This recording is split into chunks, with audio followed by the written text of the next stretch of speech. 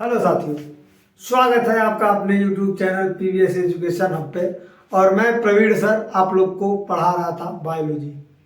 तो बायोलॉजी में हम लोग अध्ययन कर रहे थे कोशिका के बारे में। तो कोशिका में हम लोग अध्ययन कर रहे थे कोशिकांग के बारे में। तो इससे पहले हम लोगों ने कई कोशिकांगों का अध्ययन कर लिया है, जैसे mitochondria, ribosome, lysosome, centrosome, nucleus. और आज हम लोग अध्ययन करने वाले हैं किसके बारे में? एंडोप्लाज्मिक रेटिकुलम के बारे में, मतलब अंतःप्रद्रवी ज्वालिका के बारे में। तो आइए देखते हैं और समझते हैं आज अंतःप्रद्रवी ज्वालिका को। और आप लोगों से एक निवेदन ये है कि आप लोग वीडियो को पूरा देखा करिए, ताकि आप लोग को जो कंसेप्ट है इससे रिलेटेड वो क्लियर हो जाए। ठीक, तो अंतःप्रद्रवी ज्वालिका की खोज किसने की है? तो देखिए यहाँ पे लिखा हुआ है के.आर. पोर्टर नामक साइंटिस्ट ने 1945 ईस्वी में अंतःप्रद्रवी ज्वालिका के बारे में बताया या उसकी खोज की। और अंतःप्रद्रवी ज्वालिका के बारे में कहा जाता है यह केंद्रक कला से कोशिका कला तक क्या होता है? फैला हुआ जाल के समान एक रचना होती है। तो आप यहाँ पे ये फिगर बना हुआ है, स्ट्रक्चर बना हुआ है, आप इसमें देख के समझ सकते हैं। ये जो मैंने देखिए यहाँ पे ये बनाया है, ये क्या है आपका? केंद्रक कला। ठीक, और ये बाहर वाला आवरण क्या है? ये कोशिका कला। तो इन दोनों के बीच में जालिका के समान, जाल के समान पाए जाने वाली रचना ही क्या है? एंडोप्लाज्मिक रेटिकुलम है। यही आपके क्या है? अंतःप्रद्रवी जालिका है। तो यह अगला पॉइंट देखते हैं क्या? यह जीवाणु एवं नीले हरे शैवालों में नहीं पाया जाता। इसका मतलब क्या है कि यह कोशिका सब में तो पाया जाता है, लेकिन सभी कोशिकाओं में नहीं पाया जाता है। तो कहाँ कहाँ नहीं पाया जाता है? जीवाणु की कोशिकाओं में नहीं पाया जाता, और नीले हरे शैवालों की कोशिकाओं में नहीं पाया जाता। यहाँ तक तो ठीक है, लेकिन अभी और भी क्या है? यह स्तनधारियों की लाल रुधिर कोशिका, कणिकाओं की कोशिकाओं में भी नहीं पाया जाता। हमारे शरीर में कौन सा? रेड ब्लड कार्पेल्स, जो क्या होता है? Red blood carpels, RBC.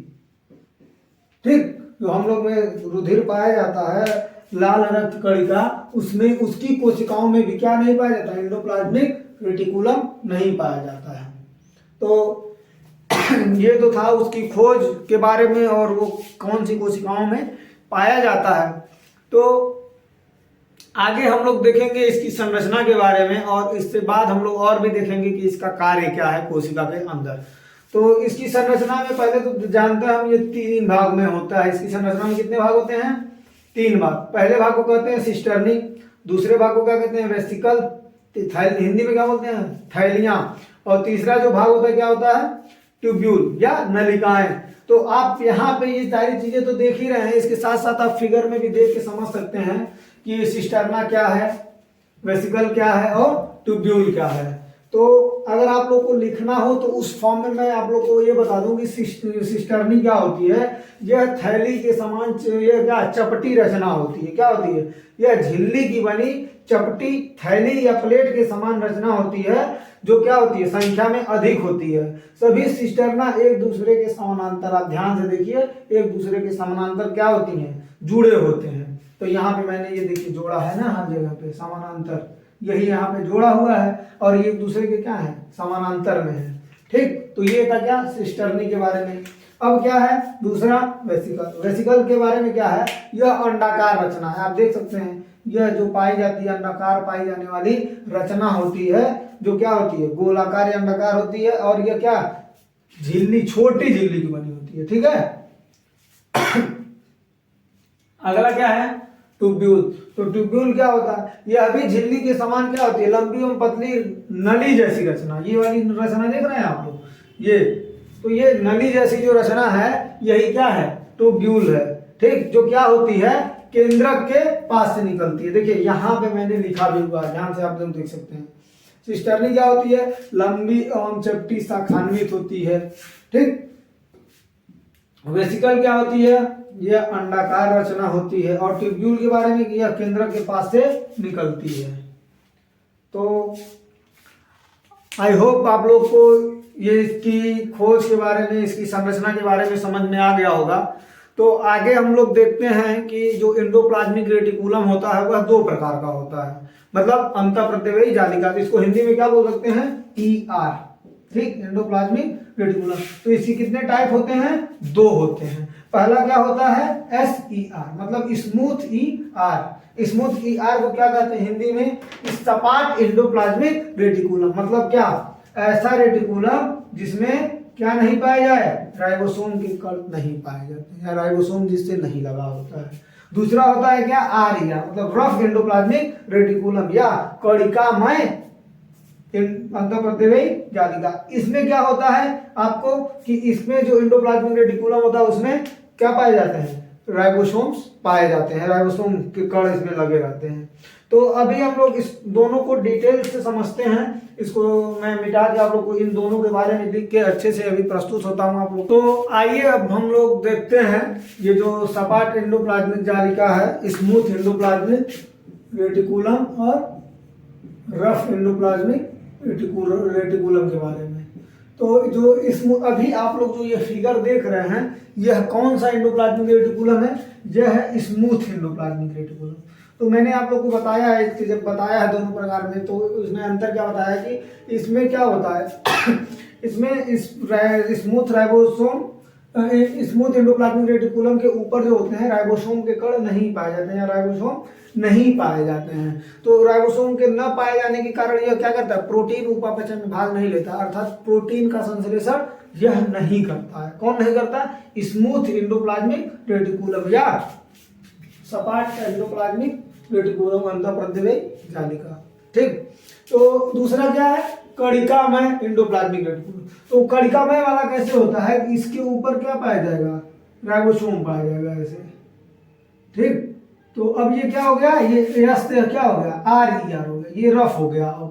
अब इस पे अगर राइबोसोम पाए जा रहे हैं तो ये क्या हो जाएगा, रफ हो जाएगा। तो ऐसे ही पूरे एंडोप्लाज्मिक रेटिकुलम के ऊपर क्या पाया जाएगा, राइबोसोम पाया जाएगा, और ये क्या करता है, प्रोटीन उपापचय में भाग लेता है, अर्थात प्रोटीन संश्लेषण में क्या करता है, मदद करता है।